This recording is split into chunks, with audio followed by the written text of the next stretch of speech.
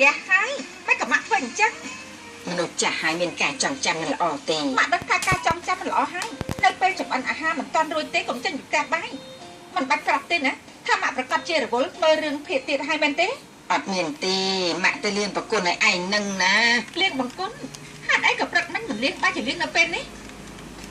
មិនបាច់ប្រាប់ទេប្រកាសជាមើលរឿងភាគហើយអត់ទេមើលបានតែបន្តិចទេនៅមានទៀតមិនក៏ម៉ាក់យកធុងអង្គមកដាក់ទីនេះខ្ញុំប្រាប់ឲ្យថាឲ្យយកទុកនៅកន្លែងផ្សេងតែដាក់នៅទីនេះហើយមិនស៊ីកន្លែងទេធុងក៏ត្រូវដាក់បាយឲ្យដាក់ក៏ឲ្យចិត្តពេញបែបនេះទៅគ្រួសារយើងមានបាយញ៉ាំរាល់ថ្ងៃមិនបាច់ដាច់ពោះស្លាប់នោះទេណាដឹងទេម៉ាក់ឥឡូវនេះអត់មានបាយឲ្យម៉ាក់ផ្សាររាល់ថ្ងៃដាច់ពោះស្លាប់ហើយមែនទេ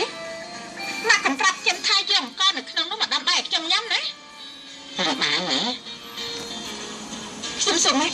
ធុងទឹកប្រើសម្រាប់ដាក់ទឹកមែនទេត្រូវហើយចឹងម៉ាក់ធ្លាប់យកធុងទឹកនោះមកដាក់ទឹកបោកខោអាំងឬក៏ទឹកជូបផ្ទះដែរទេធ្លាប់អញ្ចឹងម៉ាក់អាចយកទឹកនោះមកដាំបាយឲ្យពួកយើងញ៉ាំដែរទេប្រកាសជាអត់ហើយម៉ាក់យកសម្ដីខ្ញុំហើយមែនទេ